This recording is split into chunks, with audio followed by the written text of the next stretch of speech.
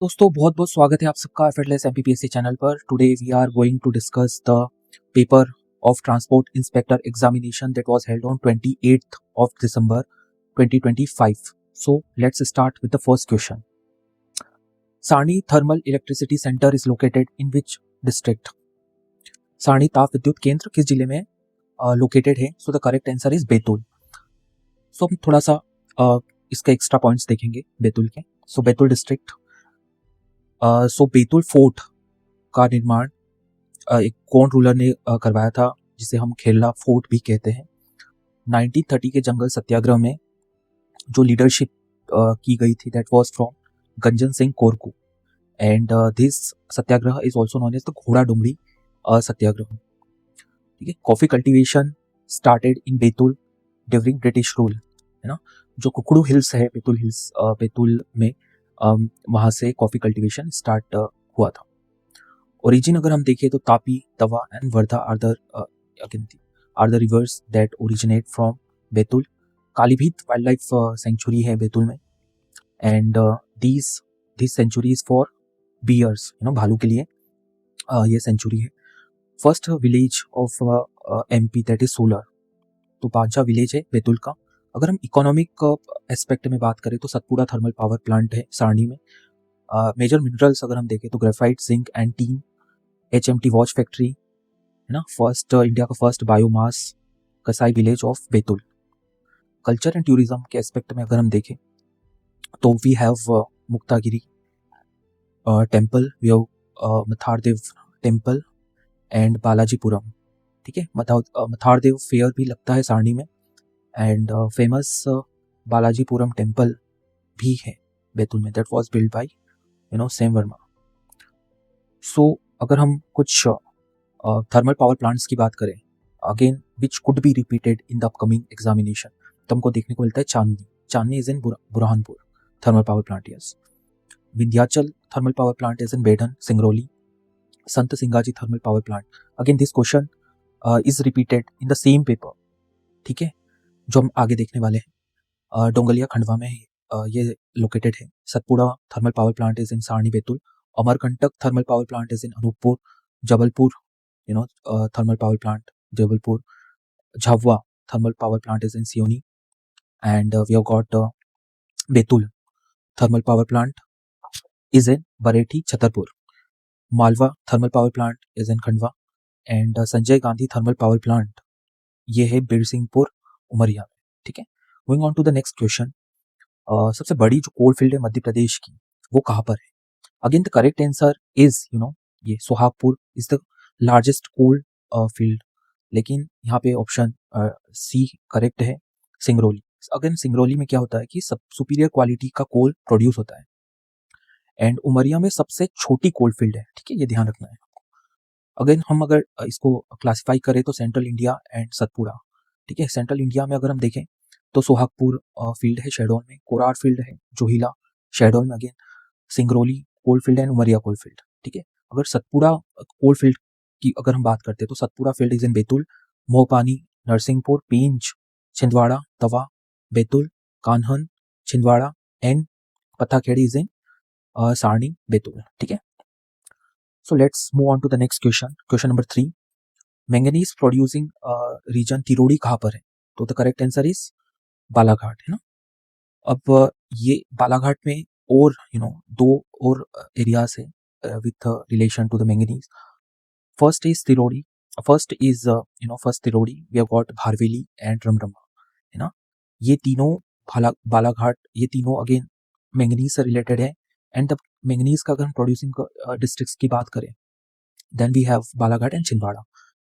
भारवेली बालाघाट सबसे largest manganese mine है, ये धारवाड़ रॉक फॉर्मेशंस में ये फाउंड है। ठीक है, अगेन कॉपर का जो एरिया है that is Malajkhand, producing districts में है आपके Balaghat and Chhindwara.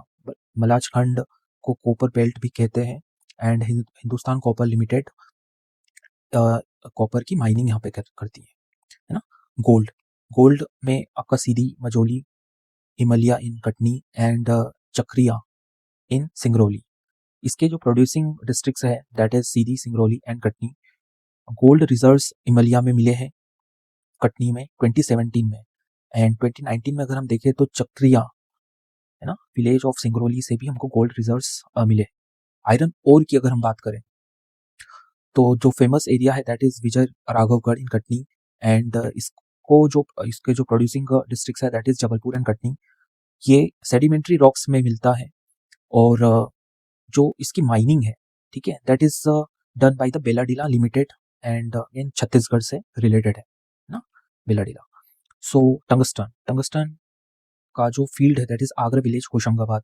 वॉल्फ्रम tungsten is an important ore of tungsten है ना, वॉल्फ्रम। लीड के प्रोड्यूसिंग डिस्ट्रिक्ट है Hoshangabad and Datia. Its main ore is galena. Corundum की बात करते हो Pipra Singrauli and Sidhi, and corundum is an ore of aluminium है ना, ये ध्यान रखना है आपको। बॉक्साइट अगर हम देखें तो Amarkantak and Baihar, Balaghat, Anuppur and Katni are the producing districts. Aluminium, bauxite क्या एल्यूमिनियम की ओर है ना, और इसकी माइनिंग 1908 में स्टार्ट की गई थी कटनी से। Dolomite, Jhabua, Alirajpur, and it is an ore of magnesium.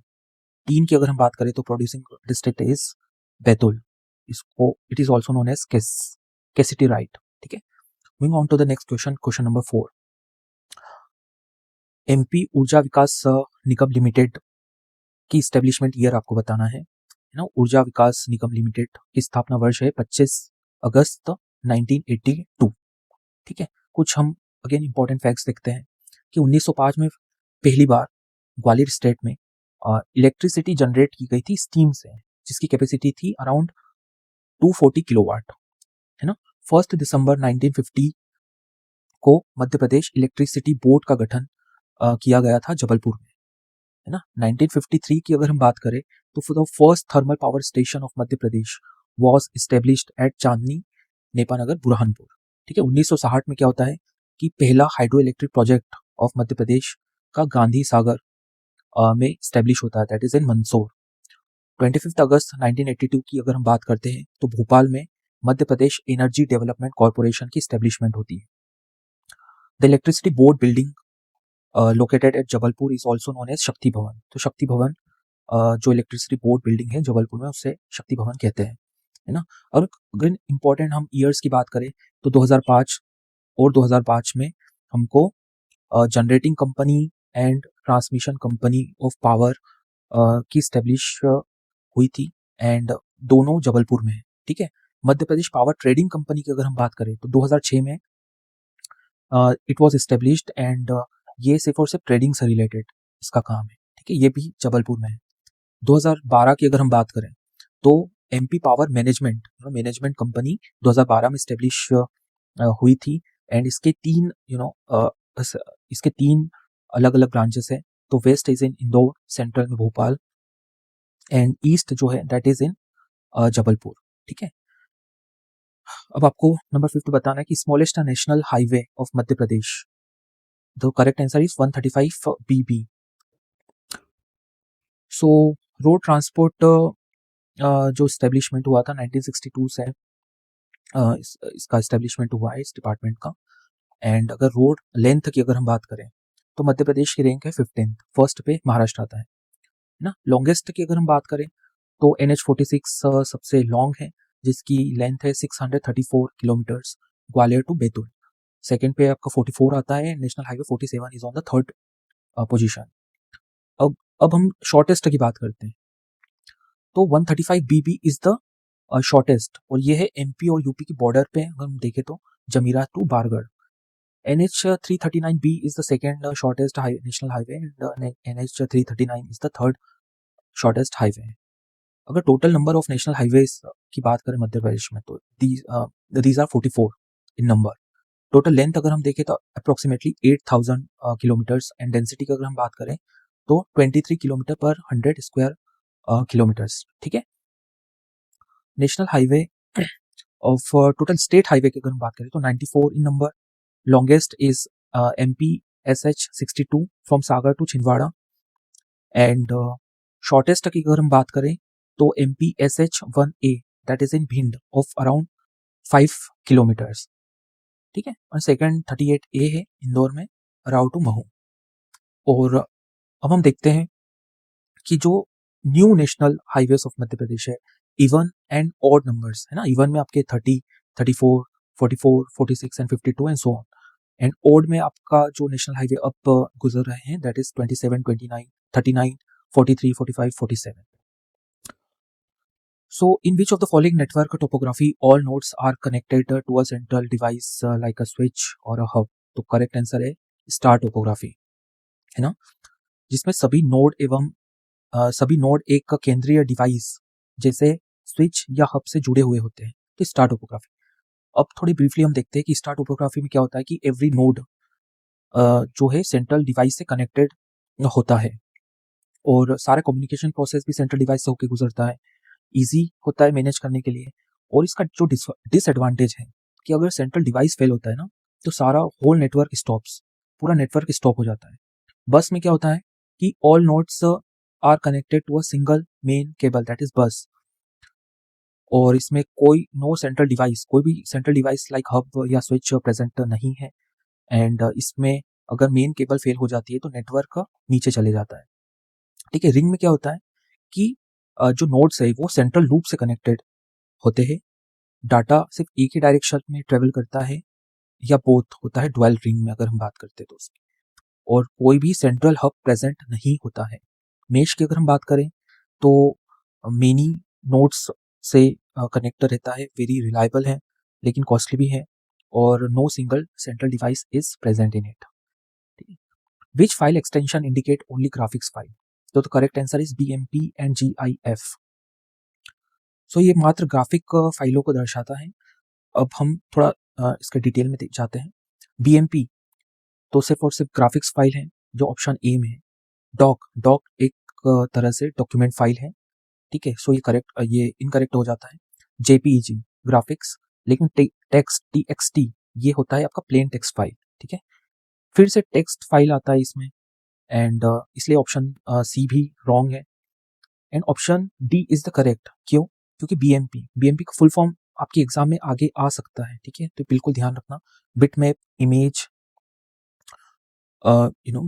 Bitmap image file, and GIF का फुल फॉर्म है ग्राफिक्स इंटरचेंज फॉर्मेट, तो ये दोनों ग्राफिक्स फाइल से रिलेटेड है, ठीक है। अब which of the following Python libraries provide high performance data structure and data analysis tools? So the correct answer is pandas. तो ये क्या है, ये data high performance data structure offer करता है, जैसे कि सीरीज और डाटा फ्रेम। ये डाटा एनालिसिस, मैनिपुलेशन और हैंडलिंग के लिए स्पेसिफिकली डिजाइन होते हैं। नम्पी, अगर हम नम्पी की बात करें तो ये न्यूमेरिकल से रिलेटेड होता है ना। टेंसर फ्लो ये मशीन लर्निंग और डीप लर्निंग में यूज होता है। और मैटप्लोटिव की अगर हम बात करें तो डाटा विजुअलाइजेशन के लिए इसका यूज होता है, नॉट डाटा स्ट्रक्चरिंग और एनालिसिस। ठीक है, काफी क्लोज था ये भी, but it is for plot and graphs. ये टर्म आ सकती है, बिल्कुल आपको आपको स्टिक रहना है। प्रीवियस ईयर क्वेश्चंस इसलिए जरूरी होते हैं कि हमको length and breadth of the upcoming examination हमको जानने को मिले, ठीक है, और आपको इसके सीमित ही आपकी प्रिपरेशन रखना है, because there is a lot of things to revise and a lot of difficulty obviously happens in retaining the information, right? So question number 9, when the CPU needs to access a memory it first examines, so the correct answer is cache. So cache is the fastest memory जो कि CPU से बहुत नजदीक locate होता है। It stores data instruction and CPU हमेशा cache को first check करता है टू प्रोसेस टाइम, ठीक है। रैम में क्या होता है, मेन मेमोरी है कंप्यूटर की। CPU जो है रैम को तभी एक्सेस करता है जब वो कैशे को चेक कर चुका है। ये स्लोअर है, ठीक है, कैशे से, but faster than the secondary storage. अब हार्ड डिस्क आपका सेकेंडरी स्टोरेज में आता है, ये डाटा को परमानेंटली स्टोर करता है, और CPU can not directly access it, ठीक है, ऑब्वियसली बात है। पेन ड्राइव ये पोर्टेबल है ना, एक्सटर्नल स्टोरेज डिवाइस आप सबको पता होगा, used only for the data transfer या storage. So which of the following is the best example of a classification problem? So the correct answer is assigning a new article to categories like politics, sports and business. किसी समाचार लेख को राजनीति, खेल या व्यवसाय जैसी श्रेणियों में वर्गीकृत करना ही एक क्लासिफिकेशन समस्या का सबसे अच्छा उदाहरण है।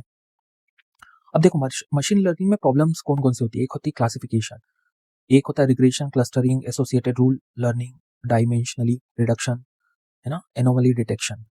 तो ये जो क्लासिफिकेशन और रिग्रेशन है ये लेबल्ड डाटा को यूज करते हैं, और क्लस्टरिंग और एसोसिएशन यूज है ये अनलेबल्ड डाटा को यूज करते हैं।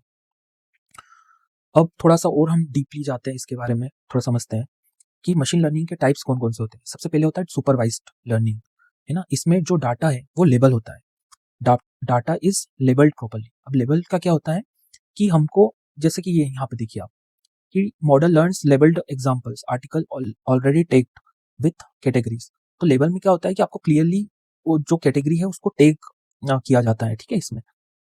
और ये मॉडल एग्जांपल से लर्न अपने आप को करता है। जैसे इसके एग्जांपल हमको देखने को मिलते हैं क्लासिफिकेशन एंड रिग्रेशन, ठीक है। अनसुपरवाइज्ड लर्निंग में क्या होता है कि जो डाटा है वो लेबल नहीं होता है ना, ये अपने हिडन पैटर्न्स और स्ट्रक्चर के हिसाब से ये काम करता है ना। एग्जांपल इसके clustering, customers and market segmentation. Semi supervised learning में क्या होता है कि ये दोनों को यूज करता है ना, स्मॉल लेबल्ड डाटा भी एंड लार्ज अनलेबल्ड डाटा।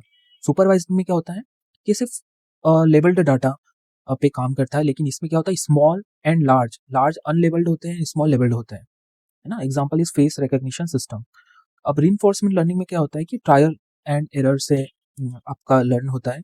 ये मॉडल हमेशा जो काम करने का इसका तरीका है that is on reward and punishment, जैसे example of chess, video games and robot navigation. Classification, अगर हम क्वेश्चन के बारे में देखें तो क्लासिफिकेशन है ना एक सुपरवाइज्ड मशीन लर्निंग है जिसका गोल है to assign an input to one of the predefined categories. और ये आपको देखने को मिलता है ना कि क्यों सही है, प्रेडिक्टिंग टेम्परेचर, रिग्रेशन में आता है एस्टिमेटिंग एज, है ना, ये भी, तो you can read about it. 11th question की अगर हम बात करें तो पीवीटीजीज जो कि जनमन में नहीं है, तो अगेन रिपीटेड, बार बार रिपीट होता है ये क्वेश्चन, तो आपको बिल्कुल ध्यान इन एटलीस्ट आपको बेगा, भारिया एंड सहरिया के बारे में अच्छे से जानकारी होनी चाहिए, if not all of them. Sahariya पे अगेन रिपीटेड क्वेश्चन आ रहे हैं, तो ये कहाँ पे, इसका जो है श्योपुर ग्वालियर, है ना, शिवपुरी, ये रीजन में मोस्टली रिसाइड करती हैं। सहरिया ट्राइब हिंदू ट्रेडिशन को फॉलो करती है। इनके जो मेन डिटी है तेजाजी, सीता माता एंड भैरव देव। अगर इनके डांसेस की अगर हम बात करें तो लहंगी, रागिनी, दुलदुल घोड़ी, ये इसके मेन डांसेस है इस ट्राइब के। और इसको इथोपिया भी कहते हैं क्योंकि बहुत ज़्यादा अंडर नरिशमेंट है मिलता है ना इन ट्राइब्स में। इनके जो घर हैं उनको सहराना बोलते हैं और विलेज को सहरोल बोलते हैं। घर को सहराना, विलेज को सहरोल। जो हेड है विलेज का उसको कोतवाल बोलते हैं। और गर्ल चाइल्ड का जो बर्थ है ना काफ़ी ऑस्पिशियस और अच्छा माना जाता है। अंडर नरिश्ड ट्राइब से सहरिया एंड इसलिए इसको इथोपिया अभी कहते हैं इंडिया का, है ना, दिस श्योपुर रीजन को। भायर ट्राइब ये बेसिकली रिसाइड करती है आपके southern of around here Patalkot, to be very precise. 12 गांव है इनके, है ना, जहाँ पे ये रिसाइड करती है। इनके जो सब ट्राइब अगर हम देखें तो भूमिया हो गए, बिहार हो गए, है ना। इनके जो मेरिज है उसमें सबसे जो इम्पोर्टेंट एग्जांपल है that is of Lamsena and the Doodh Lotawa. इनके जो मेन देवी देवता है दैट इज बूढ़ा देव एंड नागदेव। डांस की अगर हम बात करें तो Bhadam and Setam are the dances of Bharia tribe. Again अगर बादल भोई ट्राइबल म्यूजियम जो कि कंप्लीट इंफॉर्मेशन देता है इस ट्राइब के बारे में। अगर दो डेट बहुत इंपॉर्टेंट है, 1954 जब ये म्यूजियम बना था एंड 1997 जब इसका नाम चेंज करके बादल भोई ट्राइबल म्यूजियम में कन्वर्ट किया गया था, है ना। अगर हम फूड देखें तो morning of Baiga and Bharia, तो बासी, ठीक है, मॉर्निंग में जो मील खाते हैं उसको बासी बोलते हैं, मिड डे में पेज एंड इवनिंग में बियारू, है ना। बेगा ट्राइब की अगर हम बात करें तो ये साउथ ईस्ट ऑफ मध्य प्रदेश में इनका निवास है। एंड डिस्ट्रीब्यूशन अगर हम देखें तो बालाघाट, मंडला एंड डिंडोरी। सब टाइप्स की अगर हम बात करें तो जो मेना आता है ना लास्ट में, बस आपको उससे ही ध्यान रखना है। जैसे फॉर एग्जांपल राई मेना, कट मेना, नरोतिया, भरोतिया, है ना। इनकी जो मैरिज है उसको लमसेना बोलते हैं। डांसेस में परधोनी, कर्मा, है ना, Sajni, Diwani, Bilma, these are the dances. In fact अगर ये जो कर्मा डांस है ना, this was included in the Guinness book of records as well. इनका जो शिफ्टिंग कल्टीवेशन उसको बेवार या दहिया बोलते हैं। ऑथर ऑफ द बेका बुक के है बैरियर एल्विन। इनका जो विलेज है उसको पूर्व या पूर्वा भी बोलते हैं, है ना। इनके जो हेड है पंचायत के उसको मुकद्दम बोलते हैं। अगर इनके डैटी की अगर हम बात करें तो घनश्याम देव, बूढ़ादेव, दूल्हादेव। दूल्हादेव फॉर डिसीज, है ना, कि डिसीज से आपको बचाएगा।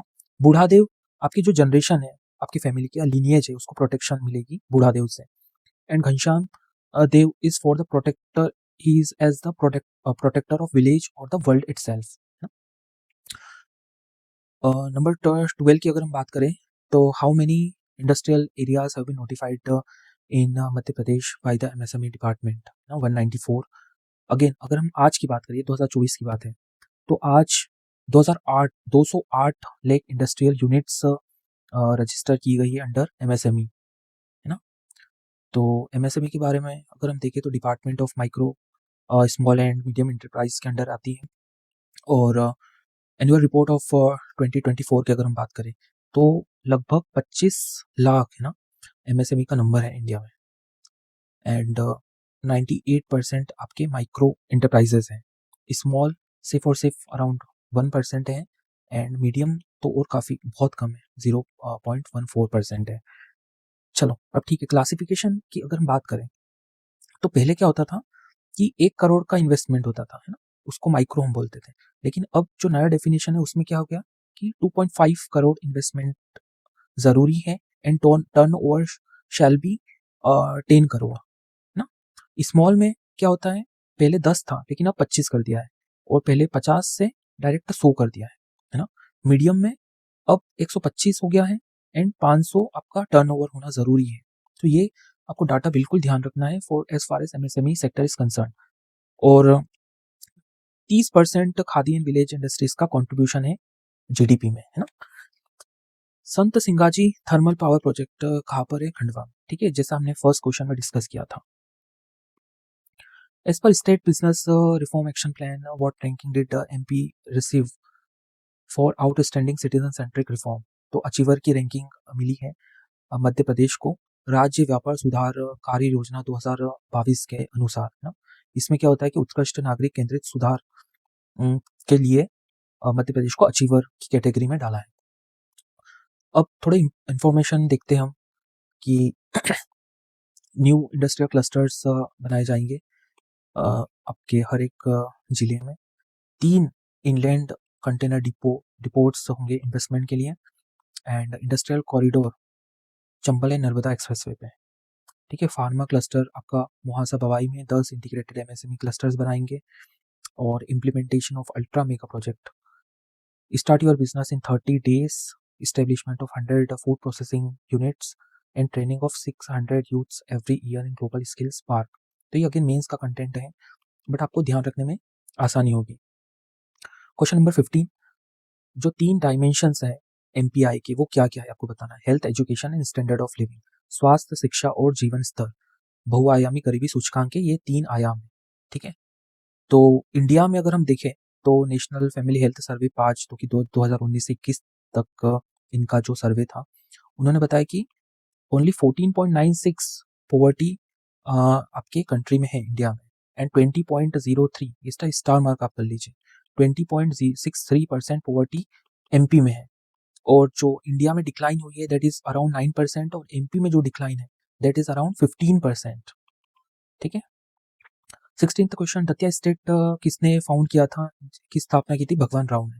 अब थोड़े हम और प्रिंसली स्टेट्स के फाउंडर्स के बारे में देखते हैं। तो दतिया तो भगवान राव, है ना। ओडिशा रुद्र प्रताप सिंह, ग्वालियर आपके राणोजी सिंधिया, इंदौर मल्हार राव होलकर, भोपाल दोस्त मोहम्मद खान, रीवा आपके व्याघ्रदेव, है ना, बघेल राजपूत से रिलेटेड है।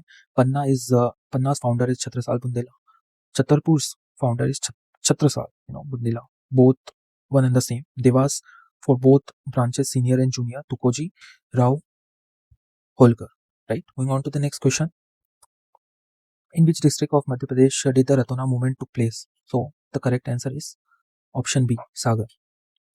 कुछ और important हम movements देखते हैं। So around 1930 we get to know कि रामकोना या खुटामा करके